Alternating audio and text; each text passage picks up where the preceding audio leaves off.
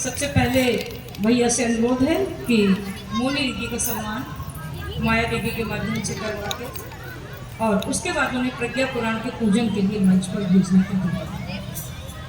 मोनी साहू जी इस महिला मंडल की आधार स्तंभ है, तो उनका अभिनंदन माया दीदी कर रही है।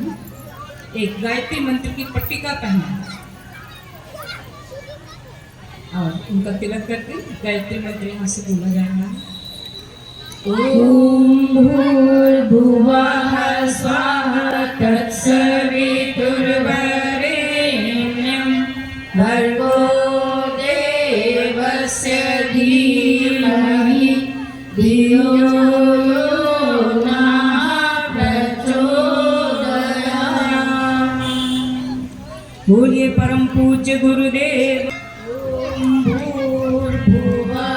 स्वाहा तत्सवितुर्वरेण्यं भर्गो देवस्य धीमहि धियो यो नः प्रचोदयात्। ॐ प्रज्ञापुराणं परमं पवित्रं प्रजापतेः व्यासमुनेः सहजं विरचिता ज्ञानस्य विधिं प्रतिपन्तिलेत्रं प्रज्ञापुराणं बलमस्तु तेजः प्रज्ञापुराणं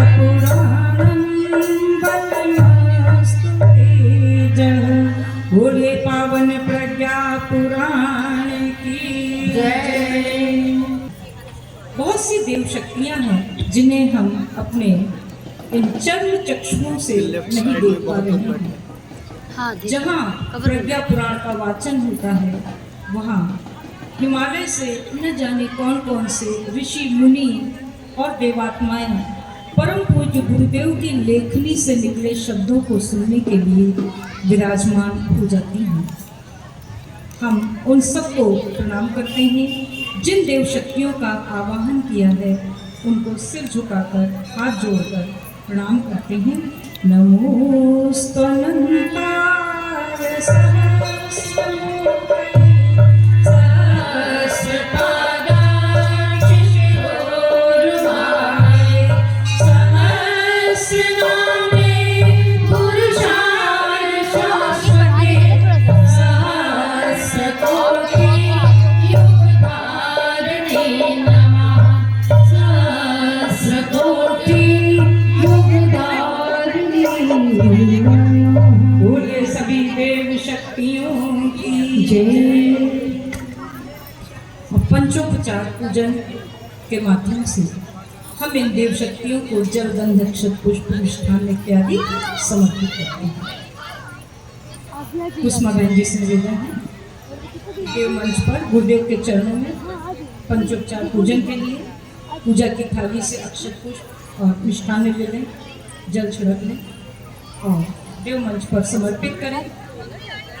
इस क्रिया के माध्यम से हम सुमन बहन जी से अनुरोध है कि हम सब जो बैठे हुए हैं हम लोग उनकी प्रतिनिधि के रूप में पंचोपचार पूजन करने की कृपा करें। सभी लोग दोहराएंगे। पहले सभी लोग हाथ जोड़ लें और दोहराएं। ओम ओम सर्वेभ्यो सर्वेभ्यो देवेभ्यो देवेभ्यो नमः नमः आवाहयामि आवाहयामि स्थापयामि स्थापयामि ध्यायामि ध्यायामि ततो ततो नमस्कारं नमस्कारं करोमि करोमि गन्धाक्षतं गन्धाक्षतं पुष्पाणि पुष्पाणि धूपं धूपं दीपं दीपं नैवेद्यं नैवेद्यं समर्पयामि समर्पयामि। नमो स्वनन्ताय सहस्रमूर्तये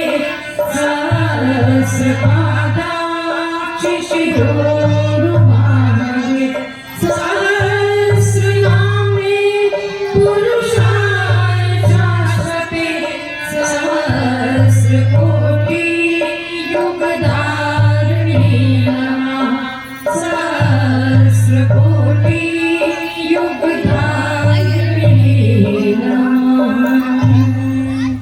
बोलिए पावन प्रज्ञा पुराण की जय।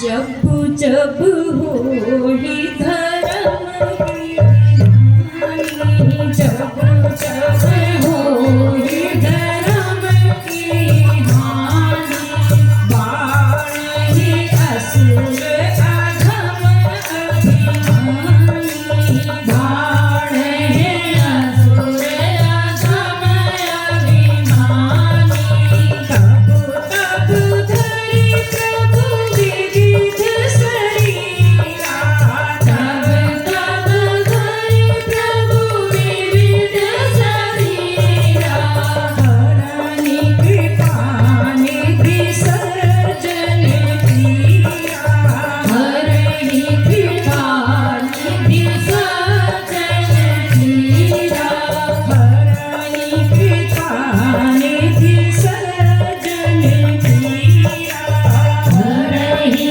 कृपा निधि सर्जन किया। भगवान विष्णु ने नारद से कहा, हे देवर्षि, इस पृथ्वी पर जब जब जो जो संकट आया है, उस संकट के निवारणार्थ मैंने वैसा वैसा ही अवतार लिया।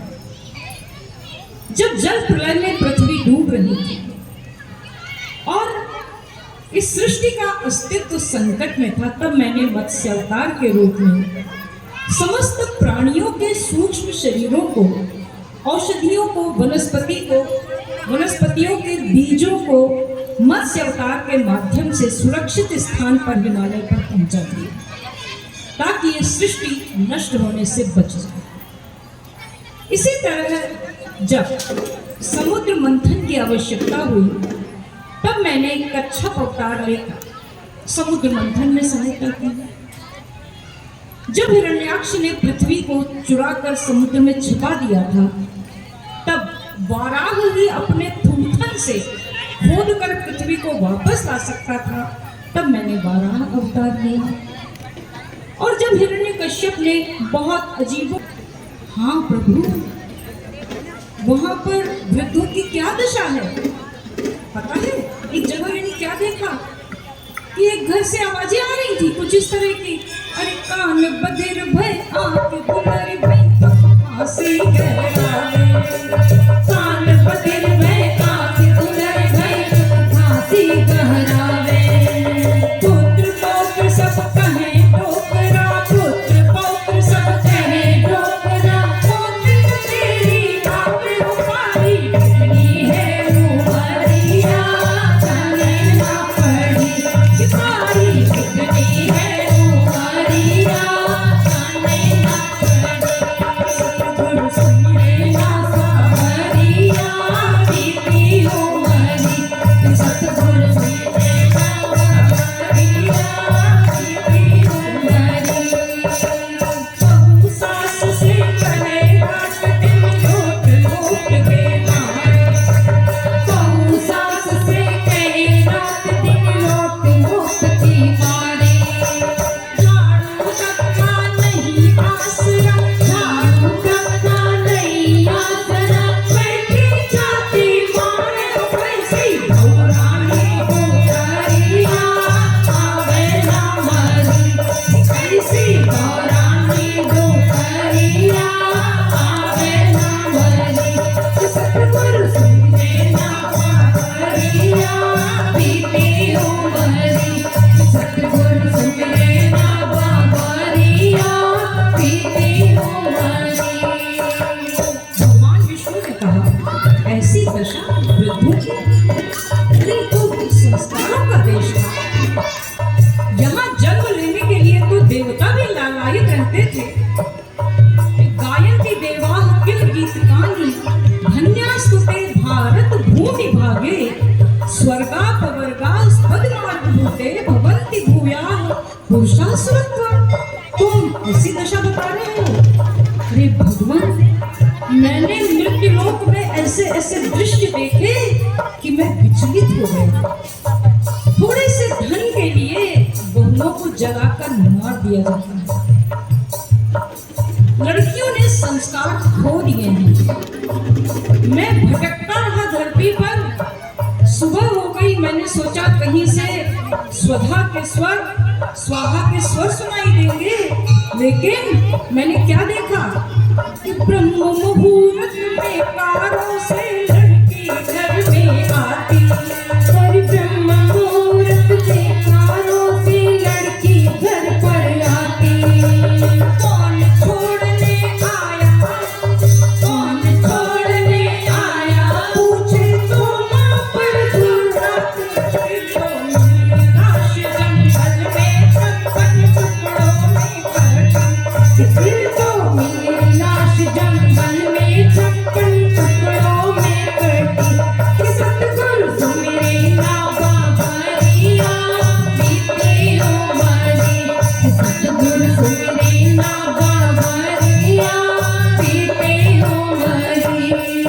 और प्रभु वहां पर एक नया रिश्ता पैदा हो गया है।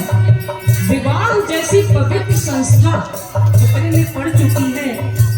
लिविंग रिलेशनशिप जैसे रिश्ते पैदा हो गए हैं। बिना विवाह किए युवक युवतियां साथ रह रहे हैं, संतानें पैदा कर रहे हैं। आए दिन उनके ब्रेकअप होते हैं, पैचअप होते हैं, पति बदले जाते हैं। बहुत ही भयानक स्थिति हो गई है। वैज्ञानिक प्रगति चरम पर है और नैतिकता का ह्रास भी उसी हिसाब में चरम पर है।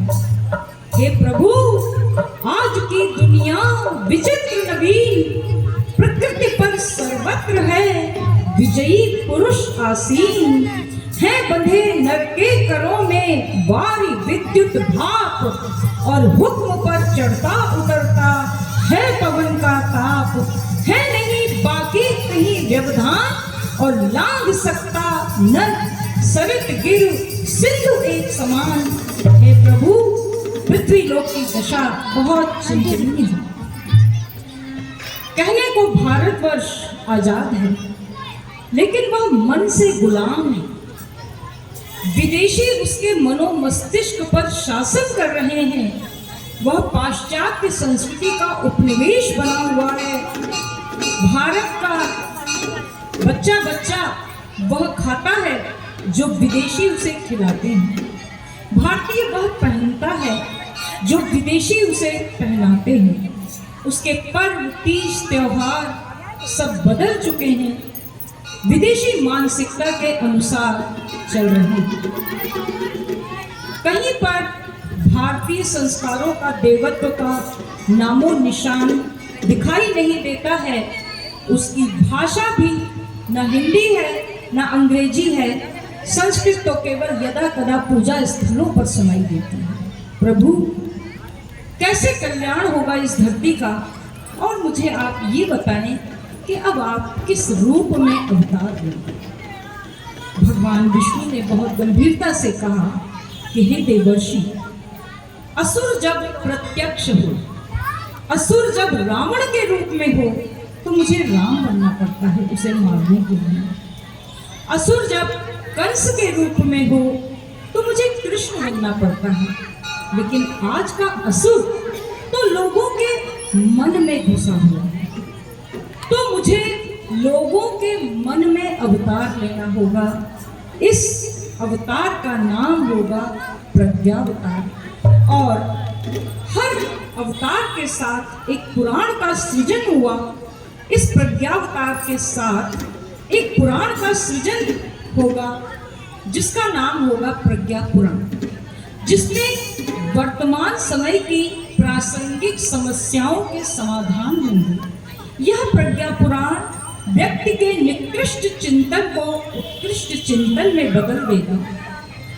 इसके लिए एक सृजन सेना खड़ी करनी होगी, वरिष्ठों की, जागृत आत्माओं की, जो केसरिया बाना पहन लेंगे और जन जागरण का अलख जगाएंगे, इस समाज में क्रांति करेंगे।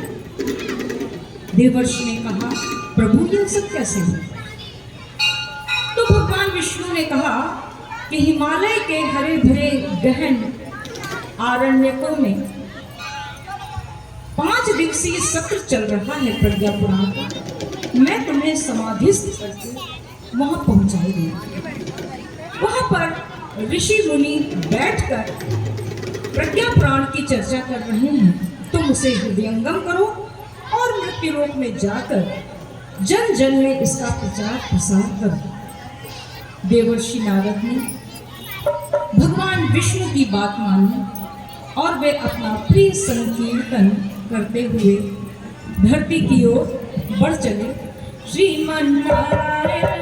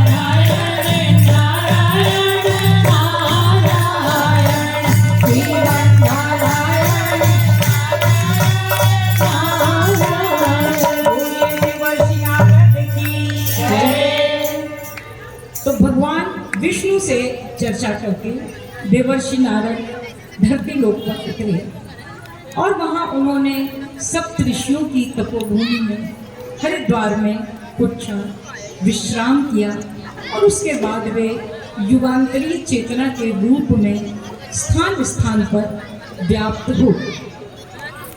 देवर्षि नारद की इच्छानुसार परम पूज्य गुरुदेव, जिनका चित्र देव मंच पर रखा है, इनकी इच्छानुसार उस सृजन सेना का गठन हुआ जो अब इस युग में प्रज्ञा अभियान की गतिविधियों को संचालित करेगी, दिशा देगी। जो भगवान विष्णु की पीड़ा है कि सृष्टि का अस्तित्व संकट में है, वही पीड़ा परम पूज्य गुरुदेव की है और इस पीड़ा को उनके शिष्यों ने पहचाना है और वे अनवरत मिशन का मत्स्यावतार करने की दिशा की ओर अग्रसर हैं। आइए सुनते हैं, अब तेरा दुख दर्द हृदय का माँ हमने पहचाना, इसीलिए तो पहन लिया है यह केसरिया बाना रेखा जैसा। अब तेरा दुख दर्द हृदय का, अब तेरा दुख दर्द हृदय का माँ हमने पहचाना, इसीलिए तो पहन लिया है यह केसरिया बाना, यह केसरिया बाना। अब तेरा दुख दर्द हृदय का माँ हमने पहचाना, इसीलिए तो पहन लिया है यह केसरिया बाना, यह केसरिया बाना। अब तेरा दुख दर्द हृदय का, यही बाना तब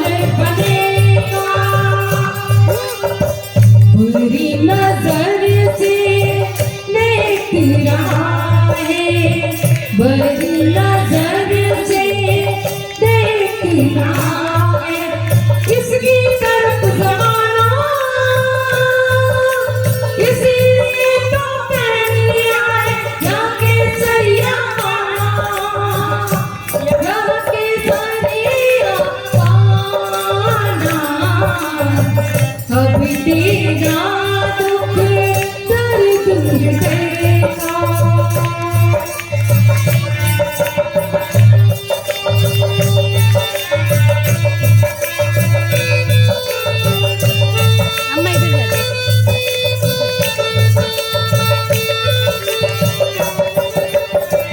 बल से झूठ को निष्ठ ने ऊर्जा यहाँ जगाई, धरती के हर कोने में है वह ऊर्जा बिखराई।